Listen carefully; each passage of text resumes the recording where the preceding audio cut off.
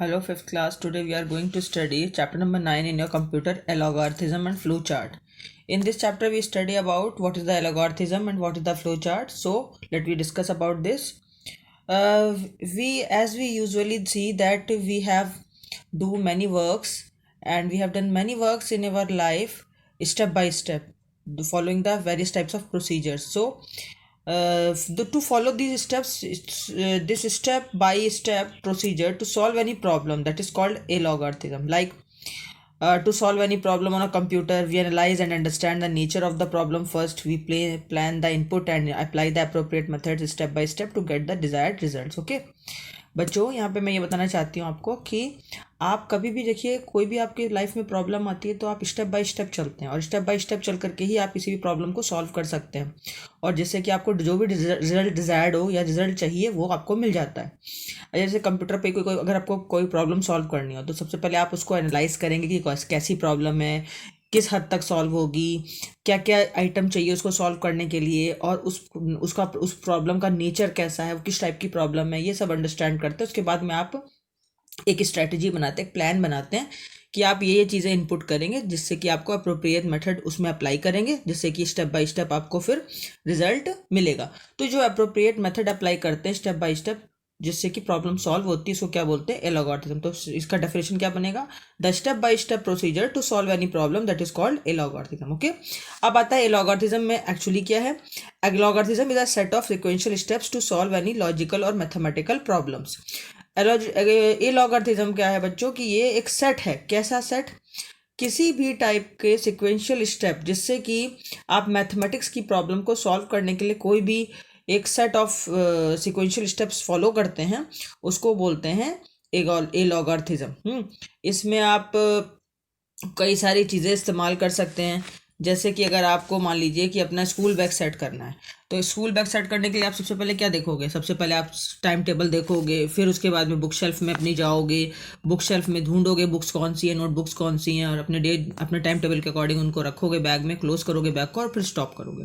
तो ऐसे ही ए लॉगरिथम जो है वो आपका कंप्यूटर में जब होता है तो कैलकुलेशन के लिए इन्वॉल्व किया जाता है। जैसे इसमें कोई चीज़ सम करनी है, कोई डिफरेंस निकालना है और कोई भी आपको मल्टीप्लिकेशन करना है या फिर डिवीजन करना है तो ये आपको स्टेप्स फॉलो करने पड़ेंगे। जैसे अगर आपको सम करना है या किसी एवरेज निकालना है 3 नंबर को तो आप क्या करोगे, पहले स्टार्ट करोगे, फिर उसके बाद में इनपुट करोगे, पहला नंबर ए, फिर बी, फिर सी, उसके बाद में इनको तीनों को सम अप कर दोगे प्लस लगा करके, उसके बाद में इसका एवरेज निकालने के लिए क्या करोगे, अपॉन 3 कर दोगे। तो फिर उसके बाद में जो एवरेज निकल आएगा उसको प्रिंट करोगे और फिर स्टॉप करोगे। तो यही एक तरीका हुआ एलॉगरिथम, यानी कि मेथड आपने स्टेप बाय स्टेप फॉलो किया, इसको बोला गया एलॉगरिथम। अब है introduction to flow charts. Flow charts क्या होते हैं बच्चों, फ्लो चार्ट एक पिक्टोरियल रिप्रेजेंटेशन है स्टेप्स जिसमें आप एल्गोरिथम के फॉलो करते हैं जिससे कि कोई भी पर्टिकुलर प्रॉब्लम आप सॉल्व कर देते हैं। मतलब एक आपका फ्लो चार्ट बनता है पिक्टोरियल रिप्रेजेंटेशन के थ्रू जिससे कि आप एक स्टेप को दूसरे स्टेप से कनेक्ट करते हैं। जैसे कि आप ये देखिए, एक टेबल दी गई है आपको, इसमें देखो डिफरेंट बॉक्सेस। जैसे आपने अगर किसी भी प्रॉब्लम को स्टार्ट किया या स्टॉप किया तो आपको ये स्टार्ट स्टॉप बॉक्स का एक सिंबल बन के आता है, इसको आपको लगाना पड़ता है। ये क्या लिखा है इसका, it is used in the beginning and the end of the flow chart. Second क्या है, ये वाला इनपुट और output box, it is use for accepting input और giving output of the program, यानी कि ये इनपुट देने के लिए होता है और उसके बाद में इनपुट लेकर के फिर ये आउटपुट को प्रोग्राम की देता है। फिर तीसरा स्टेप है प्रोसेसिंग बॉक्स। प्रोसेसिंग बॉक्स का स्क्वायर है, इस तरीके से एक स्क्वायर भी नहीं, रेक्टेंगल शेप है। ये क्या है के लिए यूज़ किया जाता है, it is use for writing the processing instructions and doing calculation. कोई भी इंस्ट्रक्शंस आप देंगे वो उसको प्रोसेस करने के लिए, उसको लिखने के लिए और उसके बाद में कैलकुलेशंस करने के लिए ये प्रोसेसिंग बॉक्स फॉलो किया जाता है। फिर है ये पॉलीगॉन टाइप का, इसको बोलते हैं डिसीजन और कंडीशन बॉक्स। ये क्या करता है, it is use for checking और applying any condition in the program, यानी किसी भी प्रोग्राम में कोई भी कंडीशन को आपको चेक करना है, अप्लाई करना है, उसके लिए आपको डिसीजन कंडीशन बॉक्स यूज़ करना पड़ेगा। अब ये देखिए यहाँ पर है बैक एंड फोर्थ एरो, यानी कि फॉरवर्ड एरो और बैकवर्ड एरो, ठीक है, अपवर्ड एंड डाउनवर्ड एरो, ये फ्लो लाइन्स कहलाती हैं। These arrow are use to connect the various geometrical symbols, ये बहुत सारे वेरियस जियोमेट्रिकल सिम्बल्स को कनेक्ट करने के लिए यूज़ की जाती हैं। फ्लो चार्ट में flow lines show the direction in the programs moving, ये जैसा जैसा प्रोग्राम चलता जाता है तो ये फ्लो लाइन उनका डायरेक्शन भी बताती हैं। अब इस तरीके का देखिए, एक सर्कल है, सर्कल के ऊपर 4 आपके एरो दिए चारों साइड से, ये कनेक्टर्स होते हैं जो कि These are used to connect one part of the flow chart to another. यानी कि ये करेक्टर्स हैं जिसमें आप एक फ्लो चार्ट के एक पार्ट को दूसरे पार्ट से कनेक्ट करते हुए दिखा सकते हैं. अब एक जैसे आपको फ्लो चार्ट की कोई प्रॉब्लम है, उसको आपको सॉल्व करना है, तो आपको देखिए कैसे करना पड़ेगा कि कोई भी नंबर है, ग्रेटर नंबर है दो ए और बी में से. कैसे? पहले आप स्टार्ट करेंगे, फिर इनपुट ए एंड बी में जाएंगे. अब देखेंगे ए इज इक्वल टू बी, तो पहले में आप क्या लिखेंगे? नो, या फिर लिखेंगे यस. नो का मतलब है कि A is not equal to B, उसमें आप A is greater than B दिखाएंगे. तो B is greater than A, तो ये तो आपका है नहीं, नो को दिखा देंगे. यस में क्या दिखाएंगे? ए इज ग्रेटर देन बी, ये सही है तो यस हो जाएगा. ओके, अब इसमें देखो यहाँ पर दूसरा ये वाला तो नो वाला बॉक्स आ गया, और ये वाला यस. यस में क्या कहा? बोथ नंबर्स आर इक्वल, ऐसे दिखा सकते हैं. और फिर धीरे धीरे स्टॉप करेंगे. अब मैं एक और तरीका आपको एग्जांपल 2 बताती हूँ. जैसे प्रोसेस ऑफ मेकिंग टी. जैसे आपको चाय बनाने का तरीका क्या है कि आपने स्टार्ट किया, फिर पैन लिया, पैन में पानी लिया, शुगर लिया, टी लीव्स लिया और मिल्क डाला.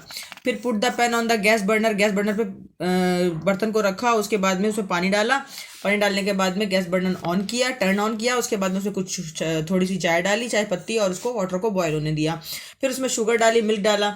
उसके बाद में प्रोसेसिंग होने दी. उसके बाद में पैन को और टेक ऑफ कर दिया, यानी कि बुझा दिया. अब आप जब आप बर्नर को आप ऑफ कर दोगे तो आपका स्ट्रेन आएगा कप का. कप में आप उसको छानोगे और उसके बाद में हॉट टी, गरम गरम चाय सर्व करोगे और स्टॉप. तो ये पूरा स्टेप था चाय बनाने का. ऐसे ही आपको यहाँ पर स्टेप फॉलो करना है. सम दिखाना है, डिफरेंस दिखाना, प्रोडक्ट ऑफ टू नंबर्स.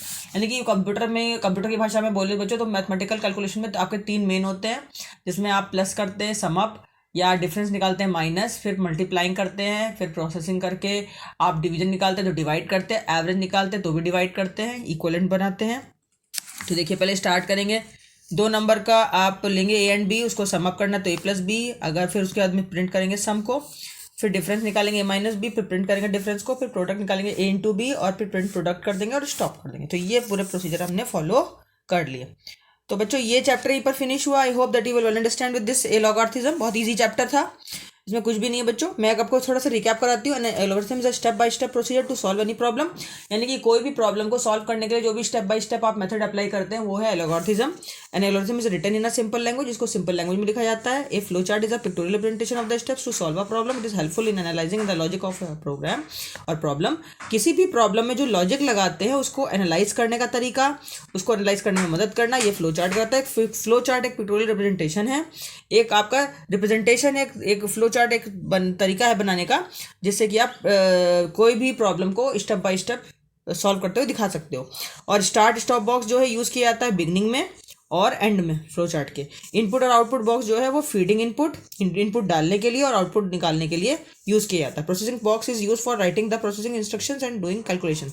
यानी कि प्रोसेसिंग बॉक्स का यूज़ हम लोग करते हैं, कोई भी प्रोसेस होता है उसको उसकी राइटिंग उसमें इंस्ट्रक्शंस को राइट करके, और राइट करने के बाद में उसमें कैलकुलेशंस को करने के लिए भी यूज़ किया जाता है processing box. Okay, so I hope that you will understand with this chapter, and from my next video, in my next video I will come soon to meet you with my next new video.